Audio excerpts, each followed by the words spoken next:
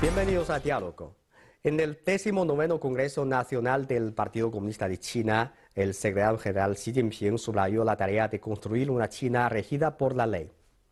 Entonces, ¿qué características debe tener un Estado de Derecho? ¿Qué diferencias y similitudes hay en el sistema jurídico de China en comparación con los de otros países? Para hablar de estos y otros temas, hoy tenemos el honor de contar con la presencia del señor César Landa, expresidente del Tribunal Constitucional de Perú. Profesor Landa, es un gran placer que usted viene a mi programa otra vez. Al comienzo, ¿podría contarnos un poco sobre su sensación sobre este viaje a China? Sí, nuevamente para mí es un placer estar en su programa y tener la oportunidad de estar en China para participar de un encuentro anual que realiza la Academia de Ciencias Sociales, la sección de Derecho, para intercambiar puntos de vista sobre el Estado de Derecho y el desarrollo que hay en nuestros continentes.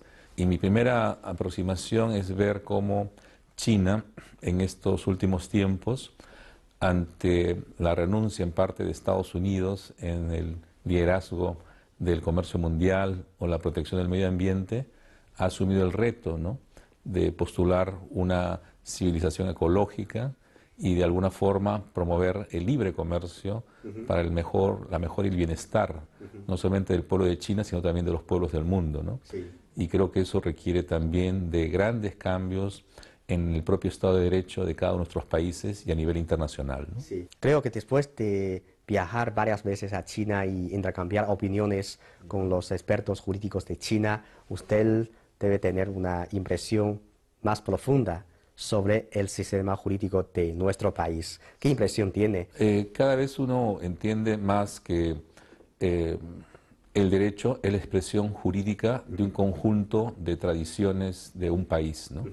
Y en ese sentido, el Estado de Derecho, que se basa en el modelo occidental desde la Revolución Francesa o la independencia de Estados Unidos, en lo que es la división del poder y respeto a los derechos ciudadanos, tiene obviamente en China raíces y experiencias que tienen una singularidad especial por sus orígenes históricos, su concepción filosófica de la noción de comunidad, de pueblo, y en esa medida tiene matices especiales, ¿no?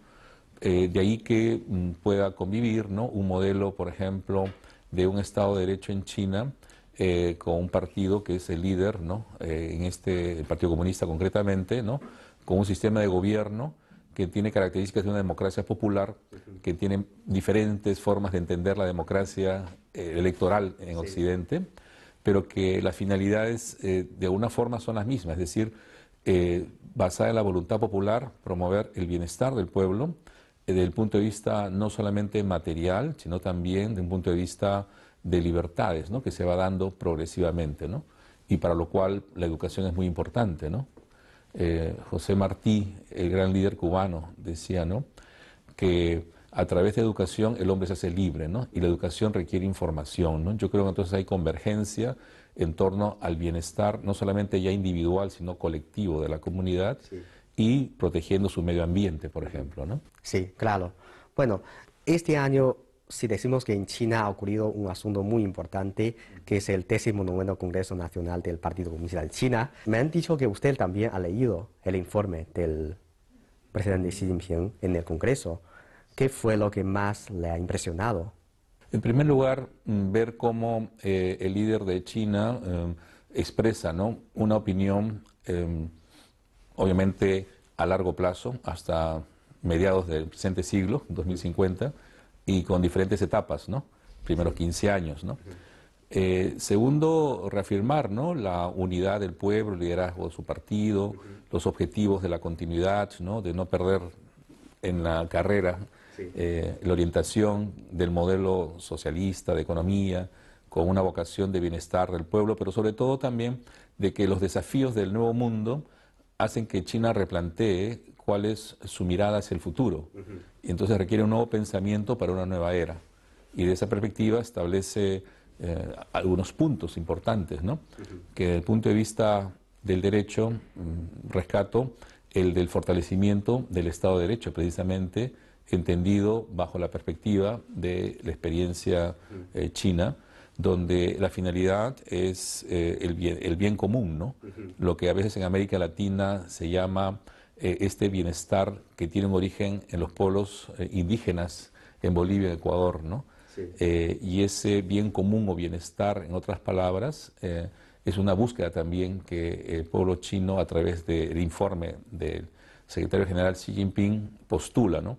Y eso entonces tiene que verse también relacionado con los derechos, ¿no?, que se deben fortalecer para lograr ese bien común. Y es el desafío que el nuevo Estado de Derecho, que se va profundizando, busque la equidad, un mejor desarrollo para el pueblo, luchar contra la corrupción, que es un mal también de muchos estados, ¿no? Y en ese sentido creo que ese plan a mediano y largo plazo deberá tener algunas metas concretas, ¿no? Como fortalecer la justicia también, ¿no? Hacerla más neutral, más independiente. Claro, yo particularmente hubiera deseado, por mi experiencia como expresidente del Tribunal Constitucional del Perú, que se se viera el estudio de la creación de una Corte Constitucional o un Tribunal Constitucional, como ocurre en muchos países, ¿no? Con otras experiencias, claro, como España, Alemania, Italia, ¿no?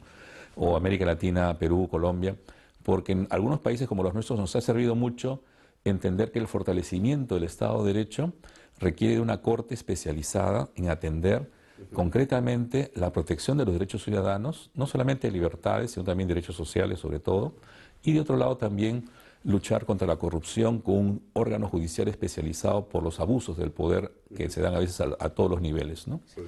En mi país, por ejemplo, en la actualidad tenemos un expresidente, Fujimori, que está cumpliendo condena por violar derechos humanos y por corrupción, ¿no? Y están siendo investigados también otros expresidentes, porque en un Estado de Derecho la ley se aplica para todos por igual, sea el presidente, sea un ministro, un funcionario o un ciudadano de a pie. Sí. Pero claro, cada país tiene una solución para sus problemas. Hay que esperar cómo resulta, ¿no?, la experiencia en el sistema de las nuevas reformas que plantea el secretario general Xi Jinping, ¿no? Sí, claro, usted acaba de mencionar un aspecto que es Estado de Derecho. Claro, el presidente chino Xi Jinping también mencionó que China quiere construir una China regida por la ley. Entonces, además de tratar a todos iguales, ¿qué otras características debe tener un Estado de Derecho? Yo creo que no basta únicamente que la ley sea igual para todos, sino también en la aplicación de la ley. Porque puede que la Asamblea apruebe una ley, pero la aplicación que hacen los gobiernos, las provincias, las autoridades, los municipios, puede que sea una aplicación que no sea conforme. Y frente a esos desvíos de la aplicación de la ley, está lo que se llama el sistema judicial para controlar esos excesos o desviaciones. Sí. Por eso el fortalecimiento del Poder Judicial que plantea también el informe es muy importante, y eso requiere un trabajo técnico de cada país, de cómo interpreta sus leyes, cómo aplica las leyes, y que haya una suerte de una jurisprudencia que sea homogénea, porque también puede ser que un juez de una provincia aplique la ley de una manera y un juez de otra provincia aplique de otra manera. Eso se requiere entonces que existan precedentes judiciales que uniformicen una política jurisdiccional para que los derechos los reciba cada ciudadano con igualdad de interpretación. Eso también es un tema interesante a ver cómo se desarrolla en el futuro. Sí, es cierto. Bueno, en los últimos años, sin duda, China presta gran atención y esfuerzo en construir un país con apego a la ley. Y, claro, los esfuerzos son muchos, pero ¿cómo es el resultado? Según su observación, ¿cómo valora los avances que ha logrado China en este aspecto? Yo creo que progresivamente se ha ido China modificando no solamente su ley, sino también su constitución. Por ejemplo, quiero rescatar que el año 2012, en febrero, se modifica la constitución china para eliminar la pena de muerte para ciertos delitos contra el patrimonio del Estado, ¿no? Y lo recuerdo porque un ciudadano chino, Ho Wing, en castellano se pronuncia así, fue detenido en Lima por delitos contra el patrimonio del Estado por contrabando. Sí. Y solicitó entonces el gobierno chino, en base al tratado de extradición, que fuera enviado a China para ser juzgado, ¿no? Sí. Y en el proceso de extradición se derogó la pena de muerte para ese tipo de delitos en China, pero había dudas en el Perú si se iba a aplicar la nueva ley o la vieja ley. La vieja ley decía pena de muerte, la nueva ley ya no había pena de muerte, ¿no? Y entonces este ciudadano utilizó la protección constitucional que la Constitución peruana tiene para cualquier ciudadano, nacional o extranjero, del habeas corpus, es decir, no ser expulsado si su vida peligra en otro país que lo está reclamando. En esa medida hubo todo un proceso ante el Tribunal Constitucional y también ante la Corte Interamericana de Derechos Humanos que solicitaron suspender, ¿no? Pero se suspendió hasta cuando el gobierno de China ya acreditó que no se iba a aplicar la pena de muerte, porque hay un principio jurídico básico, es que se aplica la ley penal que más favorece al reo, no más la que más perjudica. Entonces, como la ley penal que más favorece al reo era la ley última, que ya no tiene pena de muerte, se le extraditó el año pasado, ¿no?, a China para que sea juzgado de acuerdo con las leyes vigentes y reciba la pena y la sanción correspondientes, ¿no? Pero China solicitó la extradición en 2008 y su aplicación fue en 2016. Ese proceso duró 8 años. ¿Por qué es tan largo? Por un lado, el señor Houbin hizo uso de su derecho de oponerse a ser extraditado, porque el Perú en su constitución reconoce en la extradición, de que si hay una persona que es perseguida políticamente por otro Estado, el Perú examina si es razones políticas o no, y si hay razones políticas, no lo extradita. Pero aquí el problema no era que había razones políticas, eran razones de un delito. El problema es que el Perú, que ha suscrito una convención, la de Naciones Unidas tiene una declaración universal que protege la vida y establece que si la pena de muerte existe, debería derogarse poco a poco. Y el Perú tiene pena de muerte para caso de terrorismo y para caso de guerra exterior. No tiene pena de muerte para delitos graves contra el Estado por el patrimonio. De modo tal que si captura a un norteamericano o un chino o cualquier otro país que tiene pena de muerte para otros delitos, el Perú no podría extraditarlo. O sea que es su regla general. Entonces, el señor apeló de esto para plantear no solamente un habeas corpus, que demoró 3 años, ¿no?, sino también fue a la Comisión Interamericana y a la Corte Interamericana, que es un sistema de protección universal a nivel de región de los derechos humanos. O sea, hizo uso de todos los recursos, argumentando que su vida estaba en peligro, y si bien los bienes públicos son muy importantes para el Perú, su artículo 1 de la Constitución dice que la defensa de la persona humana y el respeto de su dignidad es el fin supremo de la sociedad y del Estado. O sea que va a tener que demorar lo que demore para, digamos, tener la claridad de que está siendo extraditado no por razones políticas y que no peligra la vida, sino que pueda ser extraditado, ¿no? Entonces, y así fue, por eso hubo una demora. Pero no es lo usual, no es lo usual. Sí, pero sin duda es el primer caso exitoso de la extradición de un sospechoso de Perú a China, incluso de América Latina a China. Entonces, ¿qué significado tiene usted? ¿Cree que usted que el éxito de este caso? Yo creo que hay que fortalecer la cooperación judicial entre los estados y perfeccionar también el conocimiento de la ley de cada estado, porque de pronto en China sorprende que haya demorado los años que ha demorado, pero sus expertos deben conocer cuál es el sistema de los habeas corpus, el sistema constitucional de protección de los derechos o el sistema interamericano de protección de los derechos. Porque claro, como China no tiene corte constitucional y no tiene un sistema asiático de protección de derechos, entonces por eso sorprende. Y en esa medida creo que hay que fortalecer los vínculos entre los sistemas legales de los ministerios de justicia, del Poder Judicial, de la academia de juristas, como estamos trabajando.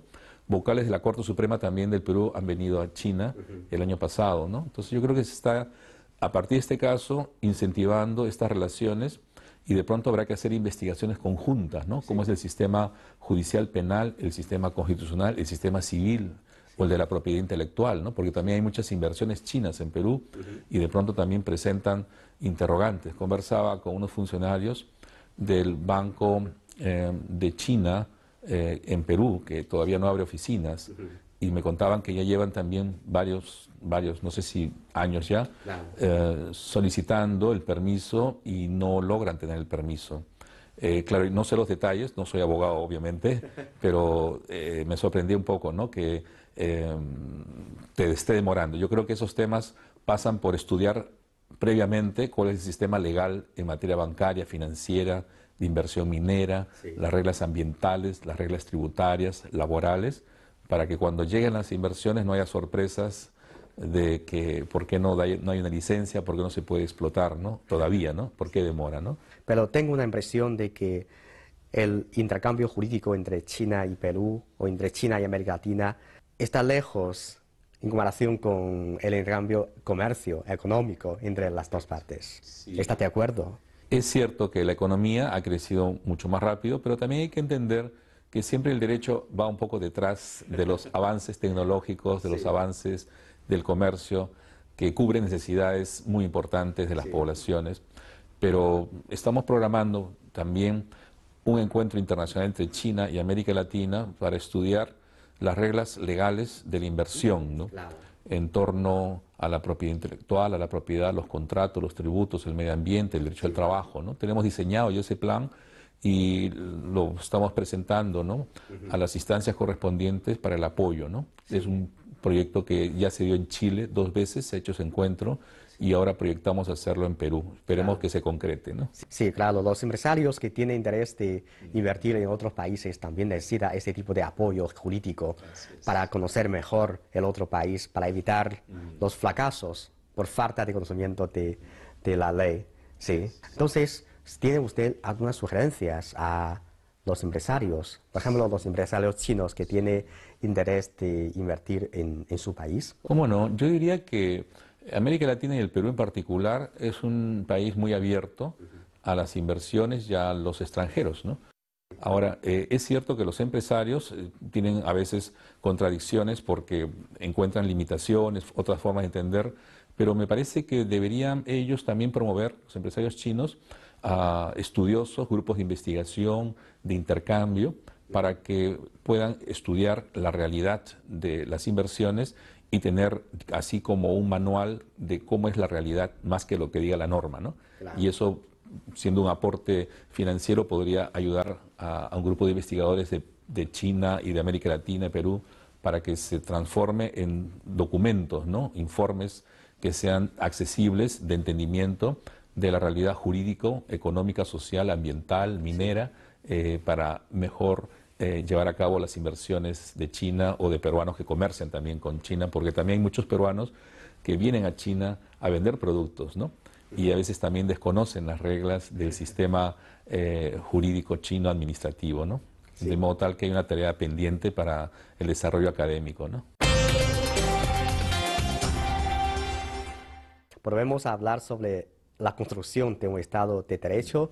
Yo creo que para esto necesita esfuerzo de dos aspectos. Por una parte, hay que tratar de completar este sistema jurídico, que es tener suficiente ley para garantizar todas las cosas. Y por otra parte, es para garantizar que la ley sea respetada, sea cumplida en toda la sociedad, que sea todos los derechos y los poderes deben ser restringidos por la ley. Pero la segunda parte es más difícil. ¿Cómo podemos lograr la segunda parte, garantizar la segunda parte? Yo pienso que la ley no crea realidades.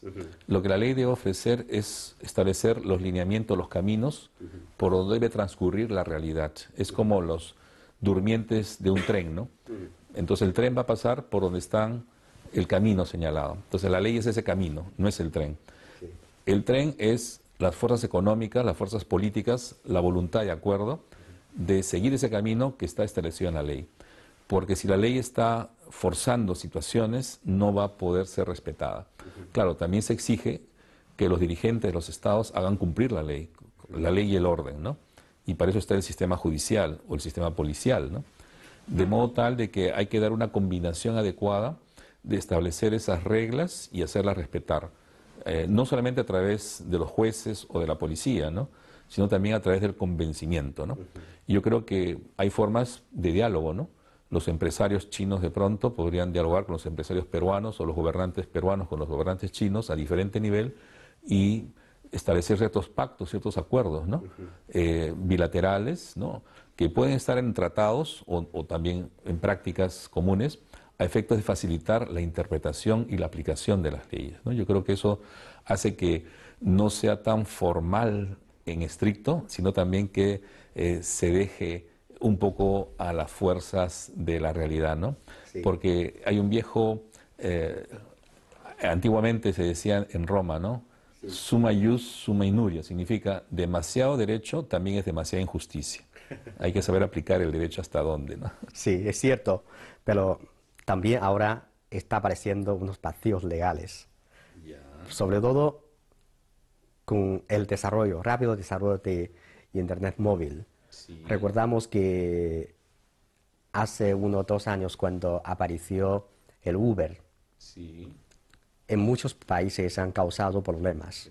No podemos encontrar una cláusula en las leyes para decir si los taxistas del Uber son legales o no. Es cierto.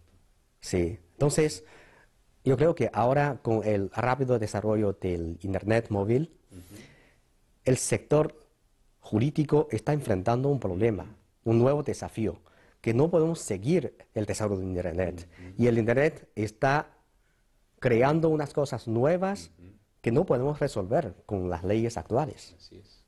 ¿Cómo ve usted este fenómeno? Yo creo que siempre la tecnología, el cambio económico, ¿no? Avanza más rápido que el derecho. El derecho a veces está tratando de actualizarse. Entonces, es cierto que en el caso Uber también, estaba en Buenos Aires hace un mes y había una huelga, ¿no?, de los taxistas porque Uber no estaba permitido o en Brasil estaba sancionado, ¿no? Sí. Entonces no hay reglas comunes. En unos países sí, en Perú, en Lima funciona Uber, pero en España está prohibido, ¿no?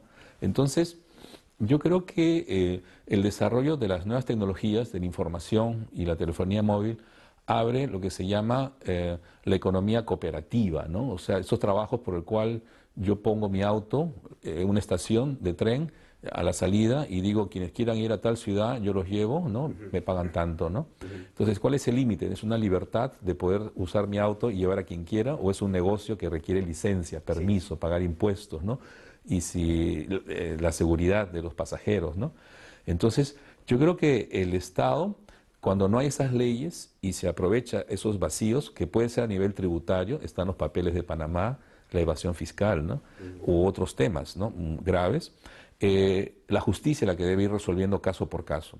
Y debe haber un diálogo entre la justicia y la legislatura, porque la legislación, el legislador debe ver que hay varios casos que los jueces están señalando que eso es contrario a la ley, contrario al derecho, ¿no?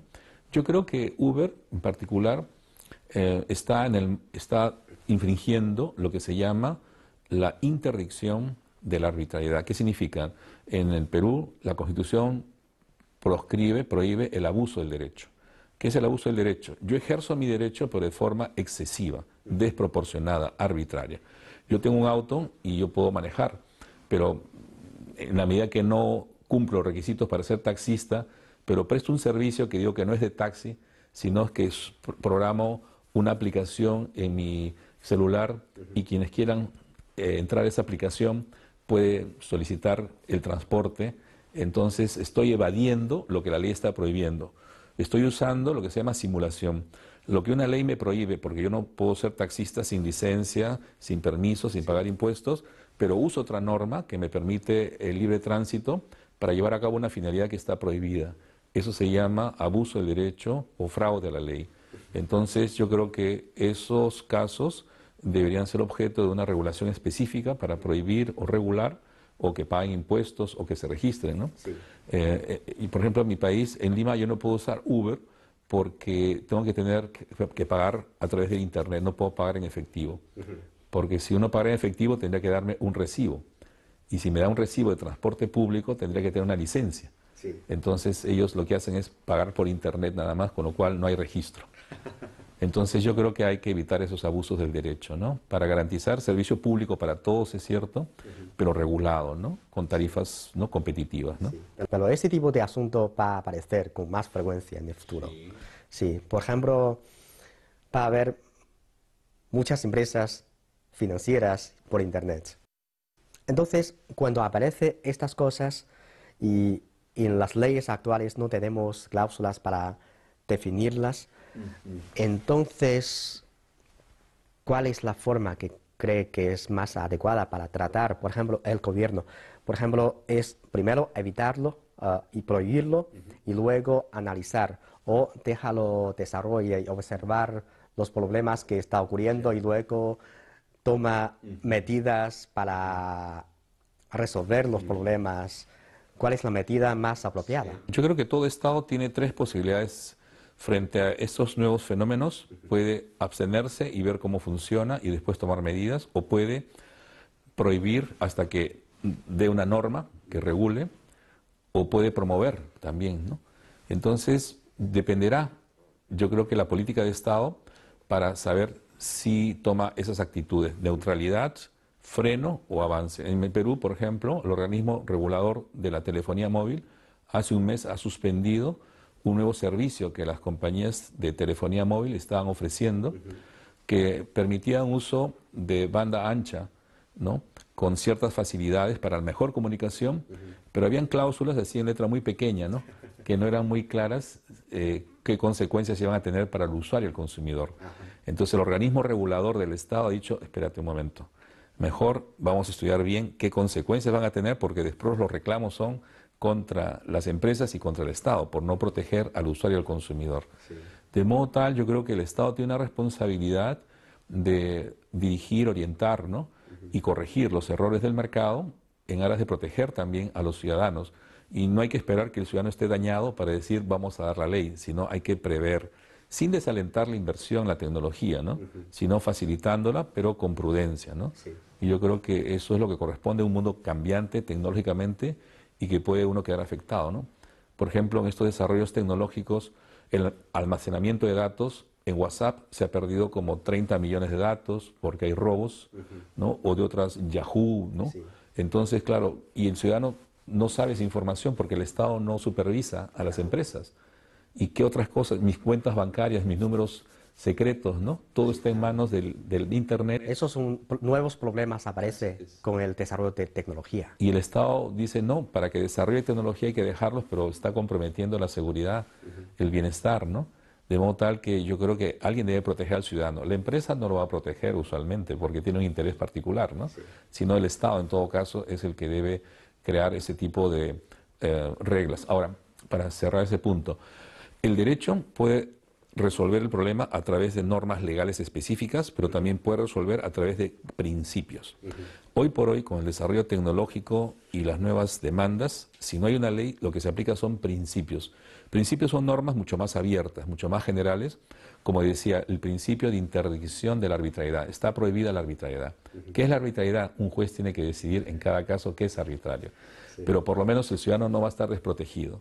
De modo tal que los principios de igualdad y no discriminación, el principio de solidaridad, y a nivel de informática, ya que hablamos, hay principio, por ejemplo, de neutralidad, que una empresa que presta un servicio de informático y ofrece también comunicaciones, no puede dar una oferta que favorezca a su empresa, restringiendo a otras empresas que están en el mercado. Sí. Entonces, ese principio de neutralidad está consagrado ya en el Perú, en Estados Unidos, ¿no? El principio, por ejemplo, del derecho al olvido. La información que se registra en Internet debe tener un periodo de olvido, ¿no?, salvo que sea una persona pública, ¿no?, que tiene un pasado que hay que conocer. El principio, obviamente, del derecho a la privacidad también, ¿no? Uno puede tener acceso a la información de lo que quiera, pero sin afectar aspectos sensibles de una persona, ¿no?, claro, que no es una persona pública, ¿no? De modo, el principio, entonces, que va desarrollando también estas nuevas tecnologías, es que, como en el caso del medioambiental también, ¿no?, el principio de desarrollo sostenible, el principio precautorio, ¿no? En fin, cada disciplina va creando sus principios que no son reglas específicas, pero significa que esos principios hay que estudiarlos, trabajarlos en cada caso concreto a través de jueces o funcionarios que conocen la materia. Sí, cada uno debe tener el derecho del acceso a Internet. Sí. Creo que cada uno también debe tener el derecho de ser protegidos. Sí. Dentro y fuera del Internet. Sí. Eso es muy importante. Profesor, muchas gracias. Es una gran alegría invitarle otra vez a mi programa. Muchas gracias a usted por tu programa. Gracias por estar acá.